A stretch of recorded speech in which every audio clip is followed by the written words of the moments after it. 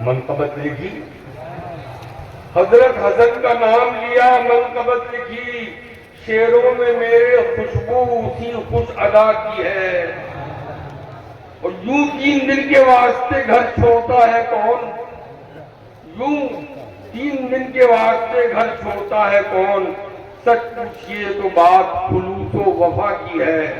سچ پوچھئے تو بات خلوص و وفا کی ہے۔ تو سب عالموں کے تاج جو تھے میرے پیر تھے، سب عالموں کے تاج جو تھے، حضور تاج العلماء، سب عالموں کے تاج جو تھے میرے پیر تھے، مسلک میں چاشنی اسی شیریں نوا کی ہے۔ اور سید حسن کے بعد ہے سجادے پر امین، سید حسن کے بعد ہے سجادے پر امین، اور ان کے دم قدم سے ہی رونق سزا کی ہے، اور ان کے دم قدم سے ہی رونق سزا کی ہے۔ اور سید نجیب کتنے ہیں خوش کام و خوش مزاج، سید نجیب کتنے ہیں خوش کام و خوش مزاج، اور ہاتھ میں کشادگی شاہ سخا کی ہے، اور ہاتھ میں کشادگی شاہ سخا کی ہے۔ اور ہر سال بڑھتا جاتا ہے اشرف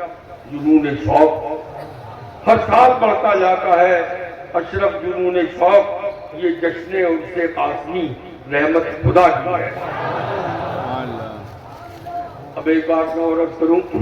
حضرت امان میاں میں ہمارے میرے عزیزی امان میاں نے مجھ سے کہا کہ محفل میں حضرت مولانا یاسین اختر مصباحی علیہ رحمت الرحمان کا ذکر ویسا نہیں ہوا جتنا حق تھا ان کا۔ تو میں اپنے علماء کرام کی خدمت سے یہ بتانا چاہتا ہوں کہ جب حضرت مولانا یاسین اختر مصباحی کا وصال ہوا تو بہت بڑا تعزیت نامہ خانقاہ برکاتیہ کی طرف سے لکھا گیا، اور اہل سنت کی آواز میں بہت جلی حروف میں حضرت مولانا کا ذکر موجود ہے۔ وہ جب اہل سنت کی آواز دیکھیے گا تو اس میں پڑھیے گا، اور اس میں کوئی شک نہیں کہ ہم ان کو پچھلے 4-5 دہوں سے 4 دہوں سے کم ان کو ہم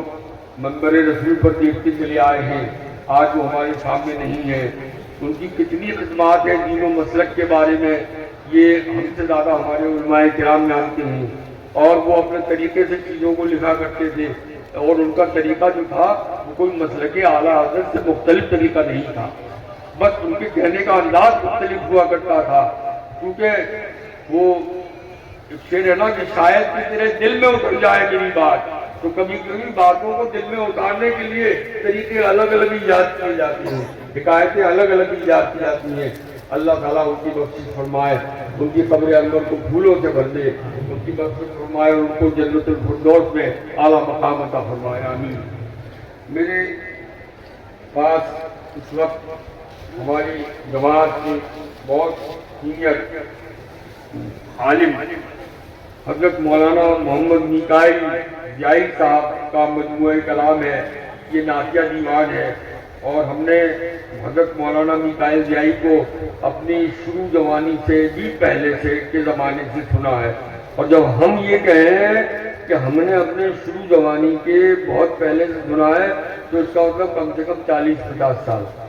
40 سال سے سنتے چلے آ رہے ہیں۔ الحمدللہ کہ اب ان کا یہ مجموعہ آیا، اور میں حضرت امین میاں سے گزارش کروں گا کہ وہ جب آپ سے جب وہ خطاب فرمائے تو اس کی رونمائی فرما دیں۔ جو یہاں پر تشریف لائے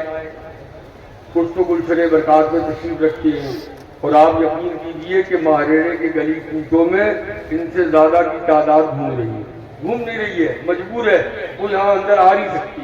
اندر داخل نہیں ہو سکتی، بیٹھنے کی جگہ نہیں ہے۔ تو اتنے بڑے مجمع کو امان میاں نے، مولانا صفی جوفن پوری نے، ہمارے مولانا مسعود صاحب برکاتی نے، اور پھر نجیب میاں نے جو پیغامات دیے، ان پیغاموں کو دل کے اندر والے دالان میں رکھ کر لے جانا اور ان پر عمل کرنا۔ اور ایک بات میں اور بتاؤں کہ جب ماہریڑے کی خانقاہ یاد آیا کرے، کیونکہ سال میں ایک ہی 2 دفعہ آنا ہوتا ہے نا، ماہریڑے میں کئی بار آتے ہو، 1 بار یا 2 بار، تو جب ماہریڑے کی خانقاہ یاد آیا کرے، اپنے گھر کا ایک چھوٹا سا گوشہ، ایک کمرے کا چھوٹا سا حصہ، 2-4 گز کا حصہ، اسے ایک چھوٹی سی خانقاہ بنا لو، وہاں بیٹھ کر ذکر کیا کرو، تمہارے اللہ یاد آ جائے گا۔ وہاں بیٹھ کے نمازیں پڑھا کرو، تمہارے اللہ یاد آ جائے گا۔ وہاں بیٹھ کے نعتیں پڑھا کرو، تمہارے اللہ یاد آ جائے گا۔ چلو انہی باتوں کے ساتھ وقت بہت اب ظاہر ہے کہ کم ہے، اور میں اب گزارش کرتا ہوں اپنے برادر محترم اور تم سب لوگوں کے سرتاج حضرت امین ملت سے کہ حضور جو ہے وہ اپنے غلاموں میں کرم فرمائیں۔ نعرہ تکبیر، نعرہ رسالت، خانوادہ برکات، مفتی قاسمی، مسلک اعلیٰ حضرت، ہمارے علماء کرام، ہمارے مشائخ اعظام، ہمارے سنی عوام، نعرہ تکبیر،